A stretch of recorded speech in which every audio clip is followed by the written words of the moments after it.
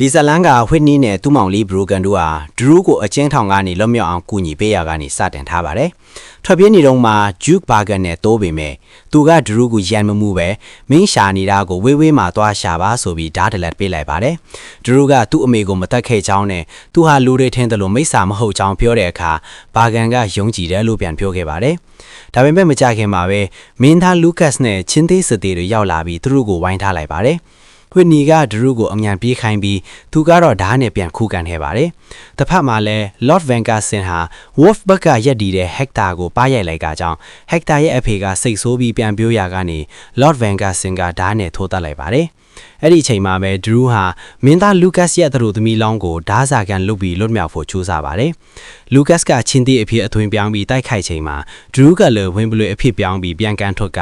Hector တို့နဲ့အတူလျှက်သစည်းနဲ့ထွက်ပြေးနိုင်ခဲ့ပါတယ်။ဒရူးကသူတို့နှစ်ယောက်ကိုဘေးကင်းတဲ့နေရာရောက်ရင်ပြန်လွတ်ပေးမယ်လို့ခရီးပေးပါတယ်။ဟက်တာရဲ့အဖေသေဆုံးမှုအကလည်းဒရူးကကိုအကစ်တင်ပေးမယ်။ဟက်တာကတော့ဒါဟာကျွတ်မင်း Lord Vankerson ရဲ့လက်ချက်ဆိုတာသိနေပါတယ်။သူတို့ခရီးစိတ်ရင်သူ့ရုပ်လင်းတို့တွေနဲ့ဖားကြီးတွေရှိတဲ့ Walmart တောတွေကိုဝင်ခဲ့ကြပါတယ်။အဲ့ဒီမှာဒရူးကဒုက္ခရောက်နေတဲ့အဖိုးအိုတူကိုကူညီပေးခဲ့လို့ဝင်းပလွေပြန်ရောက်လာပြီးဆိုပြီးလူတွေကယုံကြည်သွားကြပါတယ်။အဲ့ဒီနောက် Gretchen တလန့်ထပ်ပြေးဖို့ကြိုးစားရင် Wilderman ရဲ့ဖမ်းဆီးခြင်းကိုခံလိုက်ရပါတယ်။သူတို့က Vala ဆိုရဲ့မွေနတ်ဖျားမစီကို Gretchen ကို Yes ဘူးဇော်ဖို့ခေါ်သွားကြတာပါ။ Drew နဲ့ Hector တို့ကလိုက်သွားပြီး Hector ရဲ့မော်ပညာနဲ့ Wilderman တယောက်ကိုပြန်ရှင်းစေက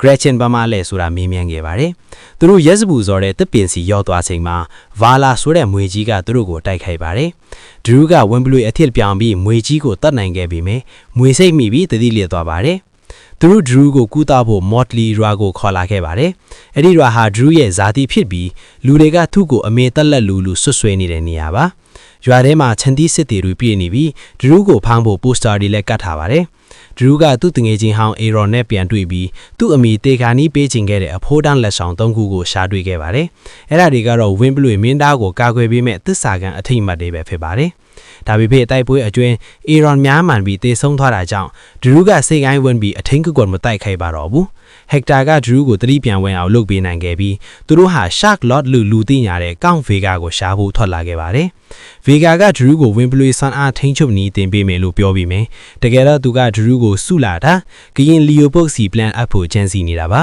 ။နောက်ဆုံးမှာ Vega က Drew တို့ကိုဘရင်ကြီးစီလွှဲပေးပြီး Drew ကိုတတ်ဖို့စီစဉ်ကြပါတယ်။ဒါပေမဲ့အသက်ခံရမယ့်ဆဲမှာ Drew ရဲ့ပထွဲနဲ့ Eco ချင်းဖြစ်တဲ့ Drew ရဲ့ Edor ကချင်းသေးစစ်အယောင်ဆောင်ပြီးလာခဲ့ပါတယ်။အချိန်တရာမှာပဲအိမ်မွေချထားခဲ့တဲ့ Drew ရဲ့မိခင်အရင်ထစ်ကဲမိဖုရားကြီးကလည်းနိုးလာပြီး Drew ဟာဒီတိုက်တီရဲ့တရားဝင်အုပ်ချုပ်သူပဲဖြစ်တယ်လို့ကြေညာလိုက်ပါတယ်။